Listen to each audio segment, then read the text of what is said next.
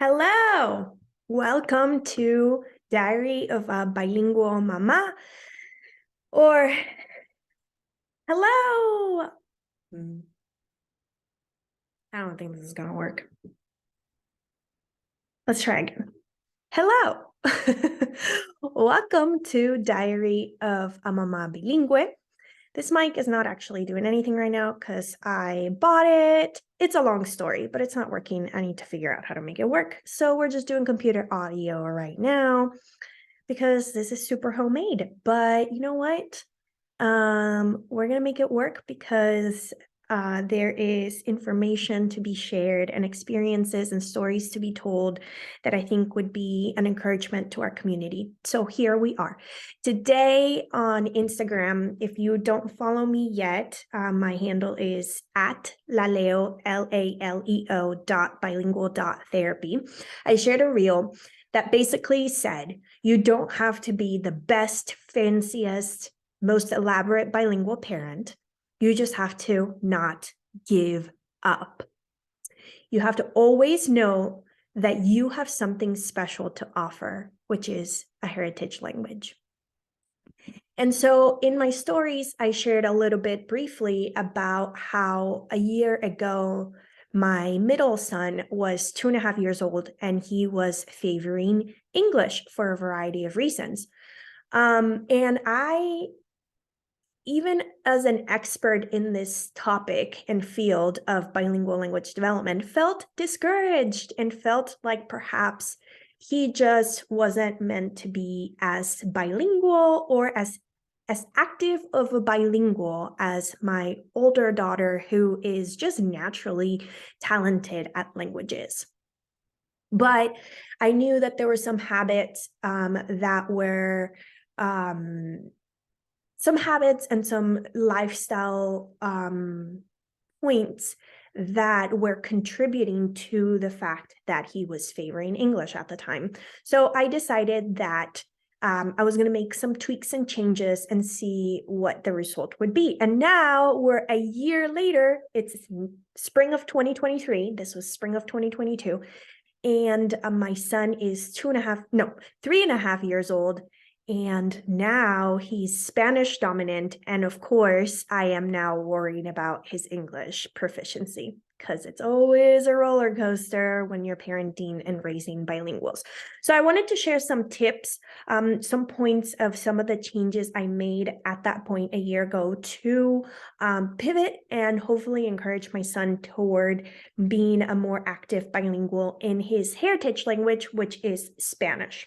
I will say some background information. I'm a native Spanish speaker. I'm Colombian, and my husband is American, but he's fluent in Spanish. So as a family, we have decided to use minority language at home, which means that we speak Spanish at home the majority of the time with our children. And now, after years of building the habit and undoing the habit of speaking English with each other as a couple, we are now mostly using Spanish with one another as well, but that took years to change. And I know that that's relatable to many of you. So the changes I made a year ago, I decided to make a year ago. Number one, I let go of guilt and shame. The moment I realized that I was feeling bad about the fact that my toddler was using more English than Spanish, I decided to just really sit with our situation and acknowledge that it was what it was for a variety of valid reasons. Reason number one, he was in a daycare, the same daycare that my daughter went to years before and helped her become active in Spanish or an active bilingual in Spanish. But now the dynamic at the daycare had changed, particularly within the peers. And the peer influence is really, really strong. And so my daughter, when she went, she was the oldest of the group.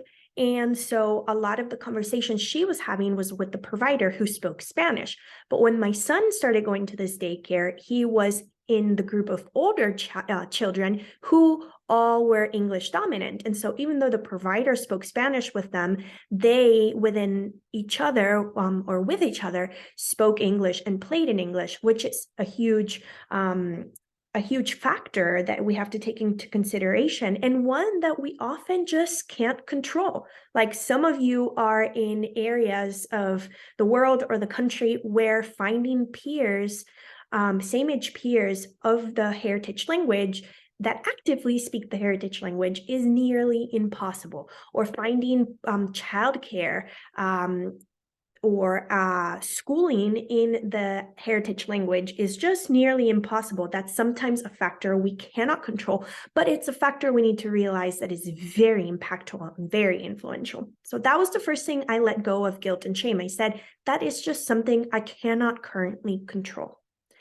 His interactions with his peers in the majority language, which is English. The other thing was that his favorite show at the time was only to be found in the majority language, English. And I was, prior to a year ago, I was pregnant and significantly sick with morning sickness for the 9 months, and on a medication that made me a zombie. So maybe some of you can relate. And so my parenting during the 9 months of pregnancy was not the greatest, not optimal, because I was creating a human being. I know that a lot of you guys can relate. So I gave myself grace for that. I, at the time, was letting them watch extra screen time to survive that season. And in that moment, his screen time was primarily in English because he was a toddler and he really liked this one show that we couldn't find in Spanish. And I didn't have the bandwidth to fight with a toddler or to persist through these meltdowns. And so I gave myself grace and I let go of the shame and the guilt that I felt about not being in optimal parenthood because I was growing a human being and exhausted and sick because of it. And two, that in that season, I didn't have the bandwidth to prioritize screen time in the target language, or just navigate the emotions and the tension that it would bring into our relationship and my parenting. So I let go of that guilt and that shame. That just was our reality. Okay.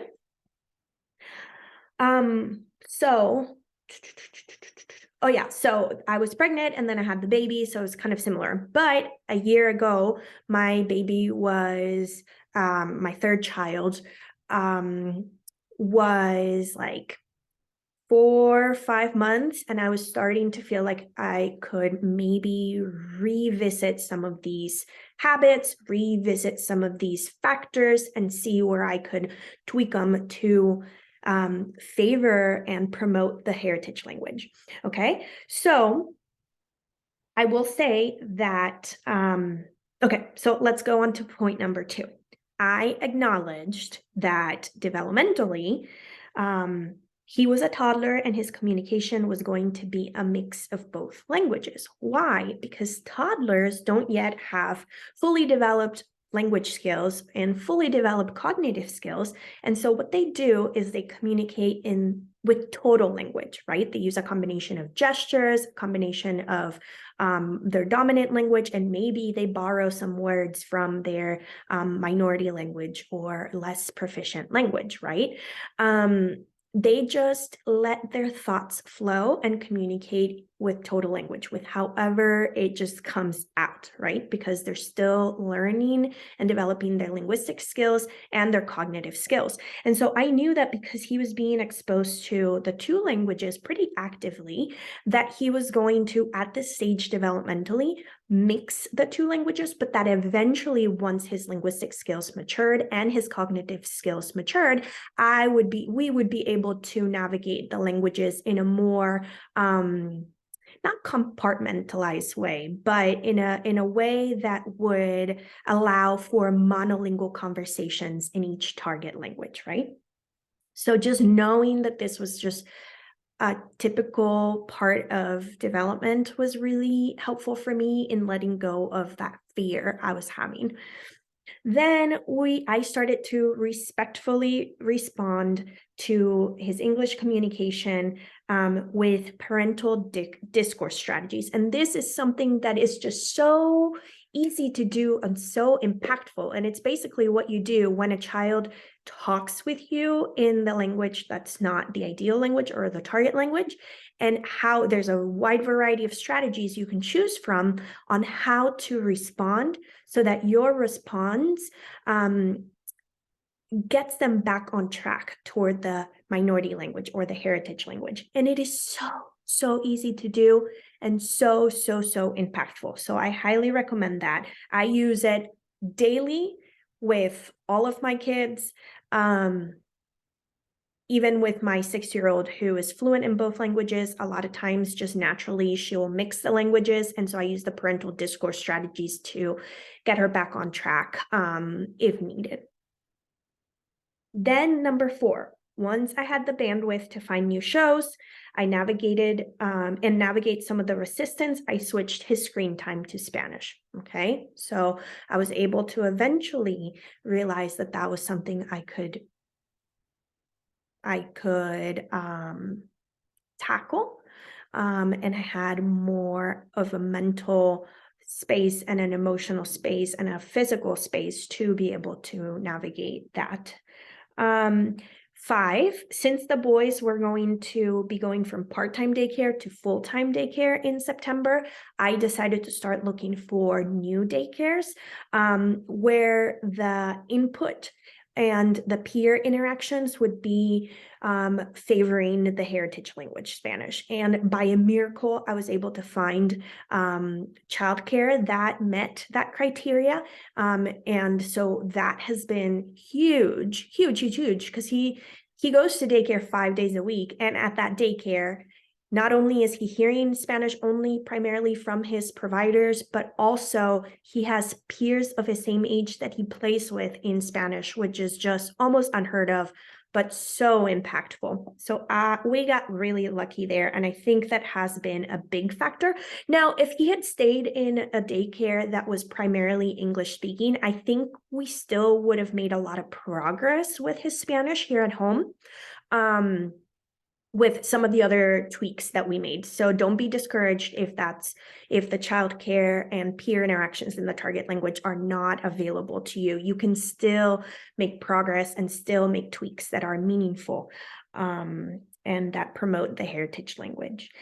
And then 6, consistently encourage my oldest child, who is a model and a leader in our home, to use the target language with us as parents, again, using parental discourse strategies, but also with the siblings. There was a season where they were really starting to explore playing in the majority language, which again is also super common for family dynamics. And I decided to explore the possibility of redirecting my oldest child to speak to her siblings, her younger siblings, in the target language in a very gentle and respectful way, and it worked. So far, it's worked. So those are the tips and tricks and tweaks that I have made in this last year.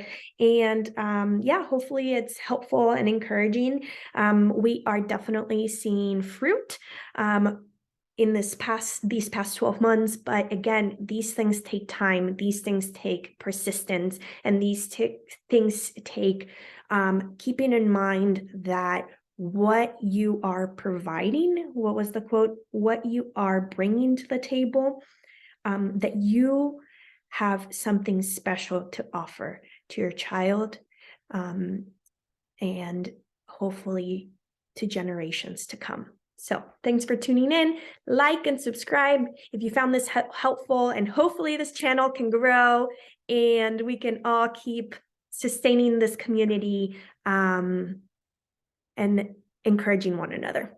Thanks for tuning in. Bye.